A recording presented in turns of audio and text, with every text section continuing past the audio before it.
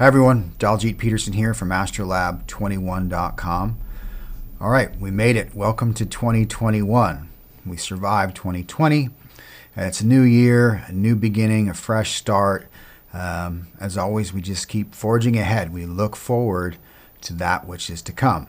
And as I talked about in my own New Year's resolution video, one of the things I want to be doing with you guys in 2021 throughout the course of this year is doing some chart readings with you guys. As I said, I've reconfigured my home office here and set it up so that I can share my screen with you, which will give us the ability to look at some charts together. I can give you the visual examples of what I'm talking about, what's going on in the skies and with the planets and with the configurations, and we can look at charts together, and through my sharing my process with you, hopefully I can show you and illustrate some of these principles of astrology that I'm using, and it'll help you to learn and understand and hopefully use them for yourself and your own understanding of your own chart and of the events that are unfolding for us at this time. So as I look ahead at 2021, one of the first events on our horizon in the new year is certainly going to be the inauguration of the new U.S. president here in America. So thought it might be interesting if we did a chart reading for the Biden inauguration. And, just like we can cast a chart for the birth of a human being, that moment of birth, we can do the same thing for the birth of anything, whether it's a person, a country, a corporation, an entity, an administration, right? Because that's what astrology is about. It's giving us that snapshot of the moment that entity began. And when we take that picture and we look at that configuration, it's going to tell us about the reasons why that thing came into being at that place at that time. That's the core of astrology. So we can apply these same principles that we use to analyze birth charts and our personalities and apply them as we've done, for instance, to a country. Like America has its own birth chart. We can cast a chart for July 4th, 1776 in Philadelphia at 5:10 in the afternoon when the Declaration of Independence was signed. We could say that was the birth of America. That was the moment America as an idea, as a country, was essentially born. So why not do that for this new administration? A new administration is being born. It's going to have a certain characteristic, a quality of the time that it's being born into and being born to serve. So really interesting, and I think you'll find it enlightening just by the process of preparing for this reading. It's already forced me to look at some things that are pretty interesting about the U.S. inaugurations in general, which is the fact that since 1933, all presidential inaugurations have taken place on January 20th of the year following the election year at noon in Washington, D.C. This was ratified and made part of the 20th Amendment to the Constitution. So every inauguration since 1937, I believe, has taken place on this day. And so it has a similar configuration because of the way the same day of the year falls. Certain astrological configurations remain constant for every U.S. president over the last, nearly 100 years now. And that means that, and as we'll pull up and we'll look at the chart, maybe we'll just do that now. If I bring up the chart, what we'll see here, and this is how I like to work. I have a blank chart, and we're going to build this chart piece by piece so that you can see how the complexities of a chart come together. But what I have up here is I cast a chart for the 2020 inauguration for Biden. So it's a chart cast for January 20th, 2021 at noon in Washington, D.C. And right away, the reason that the exact time and place of birth is so important forecasting an accurate chart in astrology is it gives us two key factors in how we orient the entire chart. It tells us the ascendant or the rising sign, and it tells us the midheaven.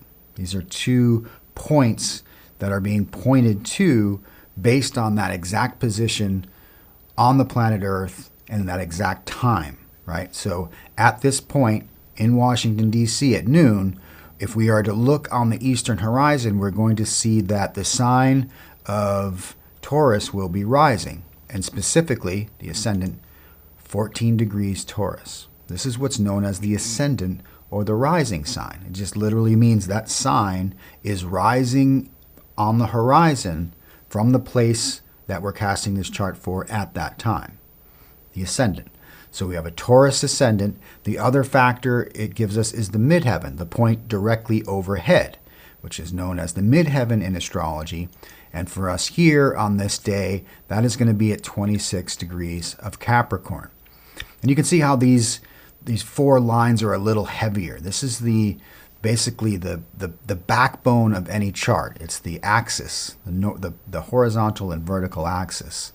Very important points in astrology. It signals the beginnings of the 1st, 4th, 7th, and 10th houses, respectively.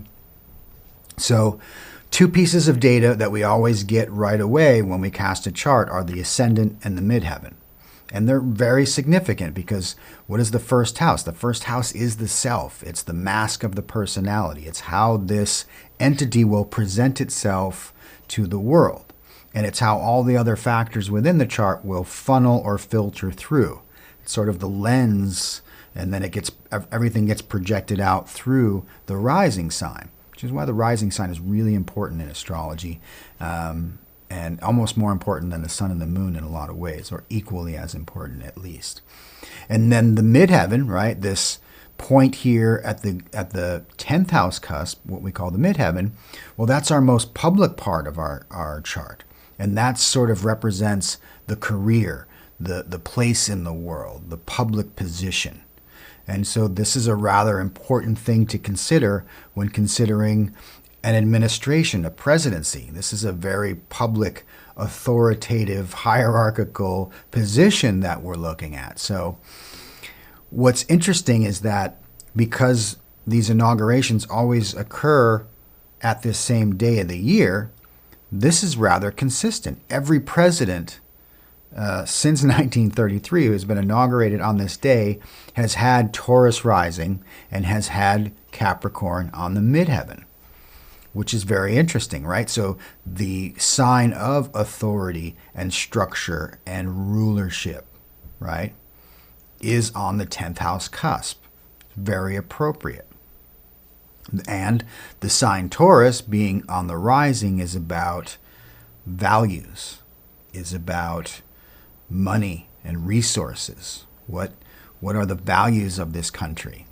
What are the resources that this administration, this authority is going to have to utilize? How is it going to present itself in terms of its values, in terms of the nation's values? So really interesting insight right away into something that is rather consistent. The other thing that is also consistent is because the sun is always going to be at 0 degrees of Aquarius on January 20th of any year. So if we bring the sun in, we'll see, here it is. And it's always going to be conjunct the midheaven on this day. So this is a reinforcement of this idea of the coronation of a new king, if you will, a new leader, a new president, right? Sun conjunct midheaven.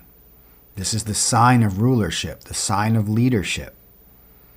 Now, is this a coincidence? Did when they created the 20th Amendment back in 1933 and decided noon on January 20th every year will be the inauguration, or every 4 years or whenever it's going to occur? I don't know. Did they think about astrology when they picked that date? We could say they didn't, that this is just a coincidence. Of course, I'm always reminded of the fact that this was a country founded by a group of men, these founding fathers who were all Freemasons, all avid users of astrology. Our first president, George Washington, posed for his presidential portrait in full Freemason regalia. And if you don't think he was keen on knowing what was going on astrologically and didn't use that to time certain decisions he made in his life, then you probably haven't read your history. So, again, this is a really interesting sort of base point for all presidential inaugurations. We'll have these three factors. The rising sign, the midheaven, and the sun will all be in this configuration. For instance, I can go and show you Trump's chart. Same thing, 13 degrees rising, 25 degrees cap, 0 degrees on the sun. We want to go back to Obama, 26, 14, 0. We can go back to Bush, 26, 13, 0, within a degree of the rising and midheaven, and always 0 degrees sun. We can go back as far as we want. We're going to get the same phenomenon. So this is the consistent factor. Now, against this sort of backdrop, now we start to add in all the other planetary configurations, and the unique character of each administration will start to emerge. And it might be interesting, maybe we'll compare and contrast what we can expect from the Biden administration by comparing it to what we got with the most recent Trump administration. That might be a cool way that we can illustrate some of these factors. And so let's try to do that over the course of this video. So at this point, here's how I like to do it. So now I'm going to add in the additional factors, starting with the other important factor, which is the moon. The sun and the moon work together to form sort of the core of the personality. So if we bring in the moon, we're going to see that the moon on Inauguration Day is going to be at 29 degrees of Aries in the 12th house. And we're seeing already that it's going to be in a square formation with both the sun and the midheaven. So what is this telling us about the character of what we can expect from the Biden administration? Well, this is a sort of its emotional tone. You know, if that sun is its sort of public rulership, this is how it feels. This is how that administration is going to feel to us and feel to itself, its personality, if you will, its ego. The moon is ego. So this administration is going to have a very Aries-like quality to it. It's going to be action-oriented. It's going to be about getting things done. It's going to be about new initiatives. Now, it's at 29 degrees of Aries in the last degree, and typically when you see that, it's what you would call a cuspy moon, right? It's on the cusp of Aries and Taurus. So it's also going to give us a lot of these Taurus qualities. And as we build this chart, you're going to see how the Taurus factor is quite heavy in this chart. And the energies of this moon's going to be pulled towards the Taurus side of its cuspiness. So as well as having the characteristic of Aries, it's also going to probably feel very much like Taurus moon, which is going to be all about values. It's going to be about relating and communicating. It's going to be about self-reliance. It's going to be very focused on resources, on possessions, on money and finance. We're going to see that money is going to be a big issue, which means, you know, the economy, the budget, the Fed, the US dollar, all of those things are going to be huge influences and impacts on this administration, as we're going to see as this chart unfolds. But to this point, this is sort of, we've got the foundational pieces of this personality, sun and moon rising, right? And we might compare this to the Trump chart at this point. If we looked at those factors in the Trump chart, we see Trump's administration had moon in Gemini in the second house. Well, this is a totally different emotional ego for that administration. I mean, moon in Gemini, what's a better symbol for the Twitter presidency, right? Here was a president and administration that it communicated, expressed itself, Gemini, emotionally, moon, through technology, through what it values, second house, through its self-promotion, self-reflection. So classic, really, right, of the Trump administration. Moon, Gemini, second house. Well, we will be able to compare this with and contrast it with what we'll expect from the Biden administration. Less words, more action, right? less about money and values, 12th house. Now, a 12th house moon is pretty interesting.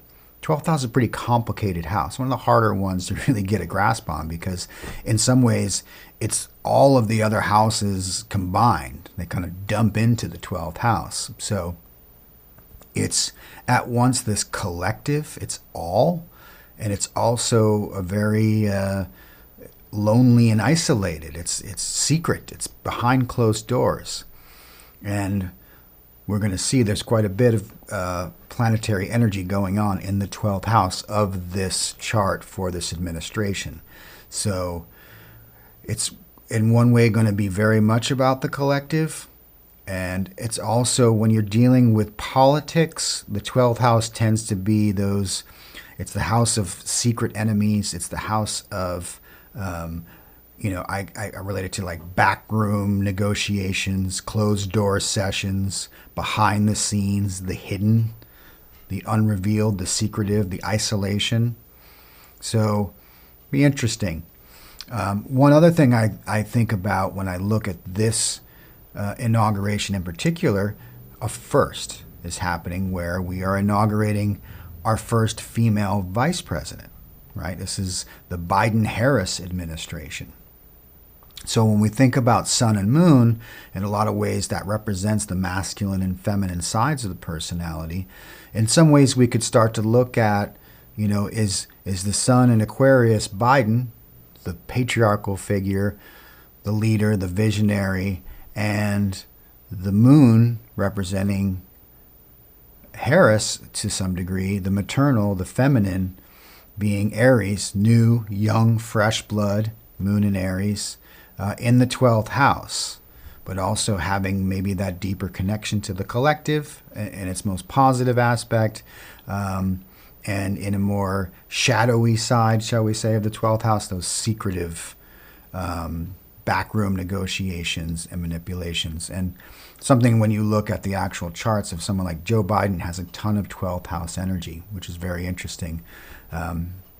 And so having the 12th house moon to his candidacy, to his administration, could be pretty interesting, something to keep an eye on.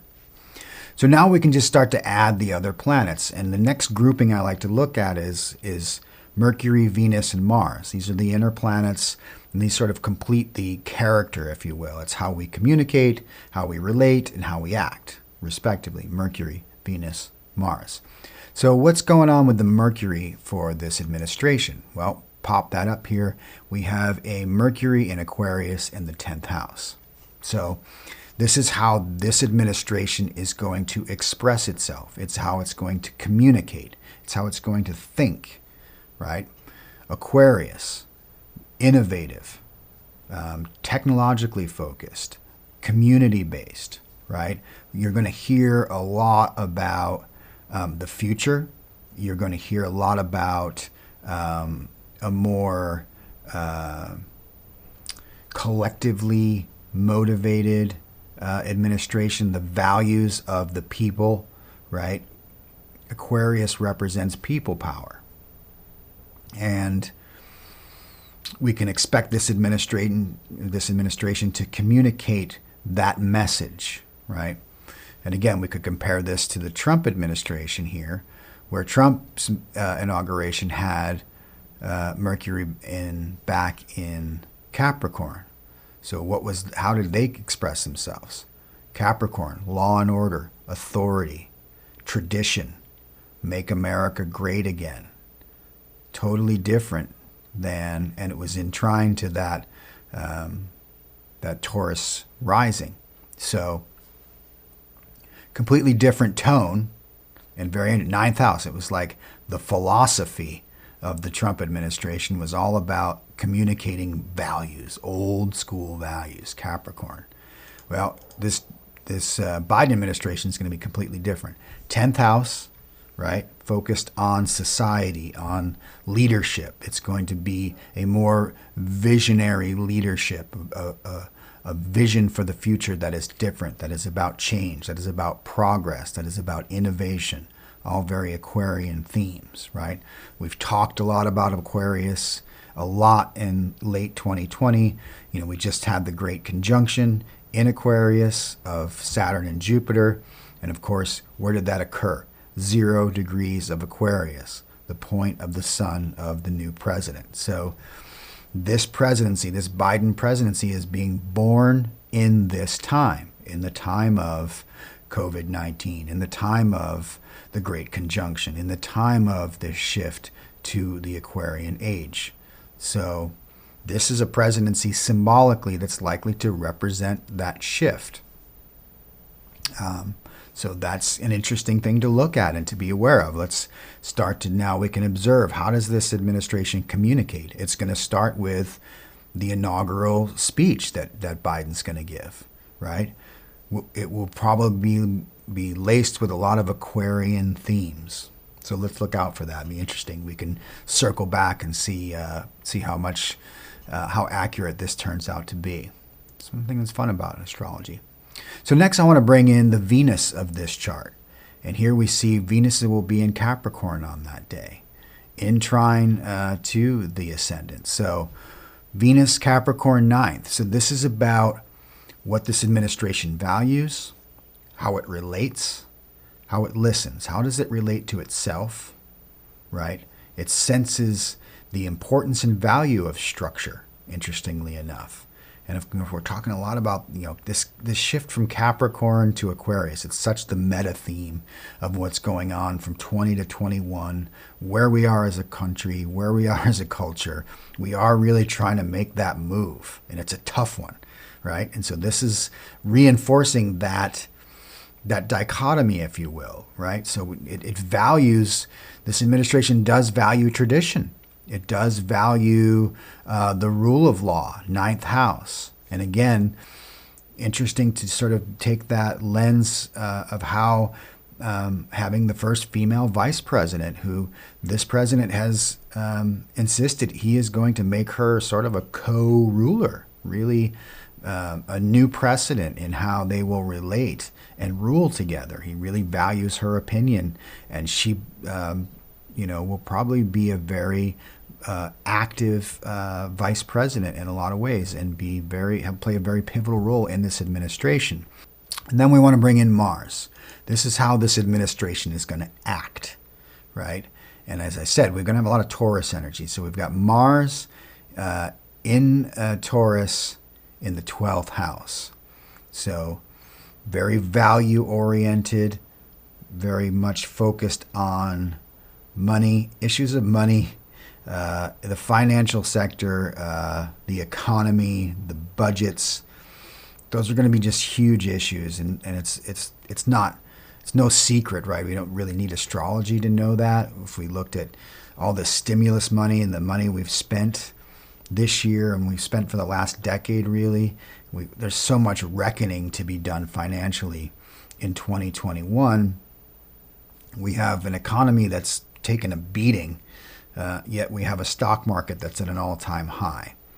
Something's got to give. And the energy of this administration, the energy of this year, there are some great sudden shifts certainly to come this year. And I'll be doing a lot more videos over the course of the next couple months where we talk about that specifically, because I think it's going to be a big deal.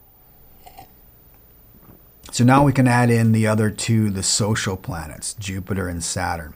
And of course, we've been talking about these two planets so much lately, we know where they are by now, right? Right? Jupiter and Saturn are going to be in Aquarius, where they just had that conjunction. At this point, by late January, Jupiter will be moved to 7 degrees of Aquarius. We'll have Saturn at 3 degrees. They're still in conjunction. Conjunct the sun. You can start to just see visually now. This is how you start to understand birth charts. They start to a picture unfolds. And when you start to learn to read them, you just see these patterns. And you can see, look at all of this energy now, all this square energy between this stellium, this group of 3 or more planets in the 10th house in Aquarius, starting to form tension with this other aspect, the moon, Mars, and rising. Let's call it Taurus, right? This Taurus versus Aquarius energy. Major theme of the Biden administration, hands down. This is, it's tense and it's tight. I haven't seen a chart like this in the presidency, maybe ever, right? It really is quite significant and phenomenal. Because again, if we were to go back to the Trump picture, totally different picture, right? It's a little more dispersed. It's all over the place. You've got planets below the horizon and some above. We've got some squares, but you can just see this is a different character. This is a different quality than what's developing here. This is so tight. This is so focused. This is so very tense, and it's a square off, and it's a sign of the time, right? This administration is being born of this time we're living through. This is what the quality of that time looks and feels like from an astrological perspective, symbolically, metaphorically, archetypally, physically, cosmically. This is it. This is what it is. So, the fact that we've just had that great conjunction, that it was conjunct the point where the sun is during this inauguration, you've got Mercury there, such a powerful, this is going to be, this administration is the symbol of this era, this change, right? I think the energy of Trump was really about make America great again. It was about the past. It was very much a Capricorn-focused presidency and administration.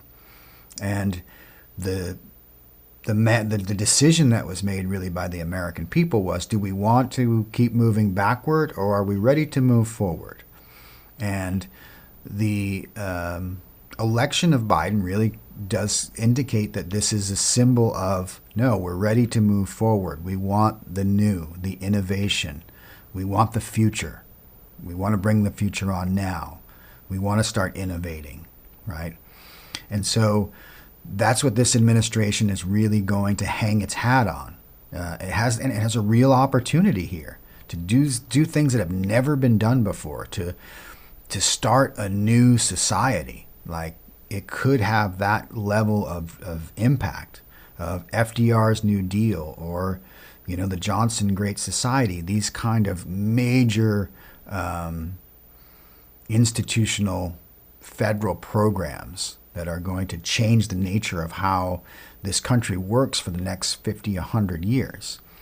And that vision, that Aquarian vision of the future, is coming into conflict with Taurus, values, traditions, a much more conservative energy, fixed on the past. I think, as I'm saying, this whole issue with the financial institutions, the financial layer of this country versus the political layer is going to come into conflict. And that is going to be one of the major negotiation points for this administration. How is it going to work with, the financial institutions, the corporate layer, banking and finance, the stock market, the economy? Huge factors, I think, for this administration.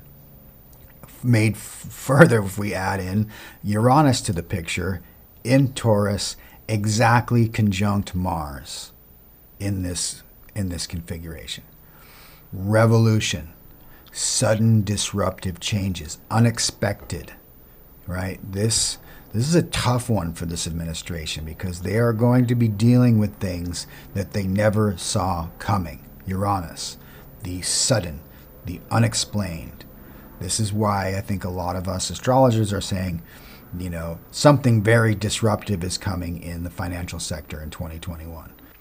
Now, when we bring Neptune in the picture, it's pretty interesting. It sits at this fulcrum point right between these two clusters of energy, right? And it forms a trine with the ascendant and with Venus on either side of this cluster. Very interesting, and I think this whole period of Neptune in Pisces has been really fascinating to observe, and it's another video I hope to present sometime in the coming months, because just looking at this period, I believe Neptune went into Pisces in 2012 and will be in there until, I think, 2025. So very interesting configuration. Neptune rules Pisces, so it's in its own sign. It's it's just been a very interesting period. I think a lot of hope, a lot of dreams, a lot of visions, a hope for salvation in a lot of ways. I think it's also been the symbol of a lot of deception, of misinformation, of fake news, of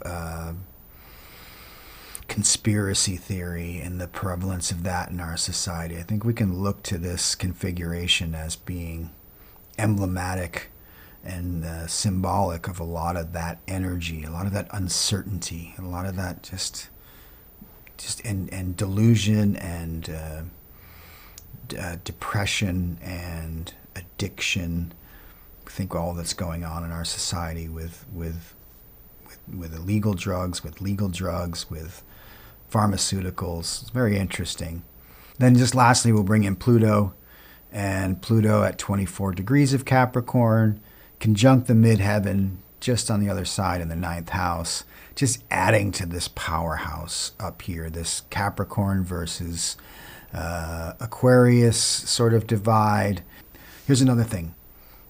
All of these planets are above the horizon. This is, and almost all of them are in the last quadrant of the chart. This is very significant. This is a very heavy signature. This is a very mature signature.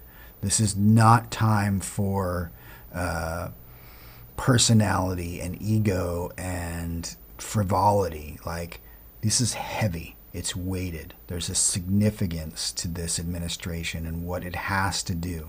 Some heavy lifting. It's focused on society, big picture issues, from the philosophy to the very structure of society to how do we improve the social sphere, and to almost a need to transcend and transform the very physical resources of our country, right?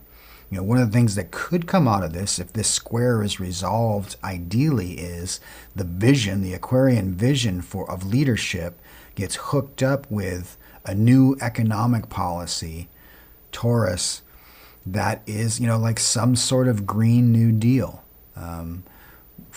Regardless of how politicized it is, hopefully they could present something that is bipartisan, that really gets us off of our reliance on polluting fossil fuels, Mars, or Taurus, Earth, and moves into a more innovative, right, Uranus, innovation in our natural resources. How do we fuel this new economy, this new world that we're trying to build together, Aquarius?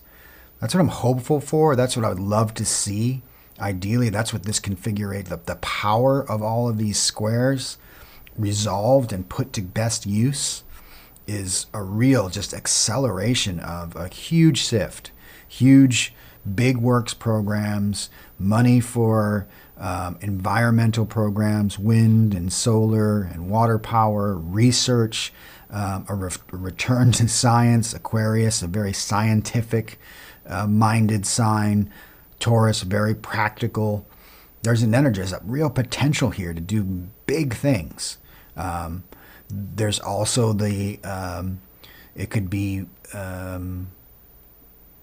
prone to just getting ground to a halt by resistance. Will, say, if Republicans keep control of Congress, will they pull a very Taurus, stubborn, Mitch McConnell, we're not doing anything kind of stance? It's quite possible. And then you have this standoff. And that would be unfortunate, because I don't think as a country we can afford to take that posture for very much longer. It's very damaging. It's been very devastating. And I don't think as a people we're gonna stand by and let it happen anymore. I think the awakening has occurred. I think that's, as I've said, that silver lining of 2020. We're ready to move on, and we want this Aquarian vision. We're ready for it, and I think we need to demand it, and to keep them honest, And honesty and transparency are two really key qualities and characteristics of the Aquarian archetype. So hopefully we'll get more of that. Some of this 12th house business says otherwise. So while they may be putting the visionary message, right, with Mercury and a 10th, like, hey, we're going to change the world, in secret, in the back door, it's the same power players, right? Mars in Taurus, as it always was. Stay tuned. It's something to just keep an eye on, though. It's something I'll be watching really closely. So hopefully that's been helpful. Hopefully I've been able to show you some of the ways I look at the symbolism of a chart, how I construct it, and it'll give you an insight into how you can approach and look at this upcoming inauguration, right? What are you going to listen for in that speech on that day, right? Are some of these themes going to be presented? And then keep an eye on, how it's going to progress over the next 4 years. We can check back in and we can do some follow-ups and see what's happening. Obviously, you cast this chart. There's the birth of the administration, and then from the moment it starts, you can start to do a transit chart. Like all those things keep moving, and then make, form aspects to the birth moment. So just so fascinating what you can do and what we can see and understand using this tool of astrology. So I hope I've been able to share that with you and inspire you to learn a little more about it. Would love to hear your comments about it, what your thoughts are of what this Biden administration will be, what you hope this new administration will bring to our country. Love to hear it. So drop me a note in the comments below. Other things you want to hear from these kind of sessions. What do you want to see me do charts for? Do you want to see charts of, maybe we'll do Biden and Kamala Harris's chart. Could be interesting. Do you want to see events? Do you want to see the country's chart? Do you want to see celebrities? What are you interested in? I love just pulling up a chart and just diving in. And I want to do a lot more of these in the coming months. So be really interested to hear what you guys had to say about what you want to hear and see. Okay?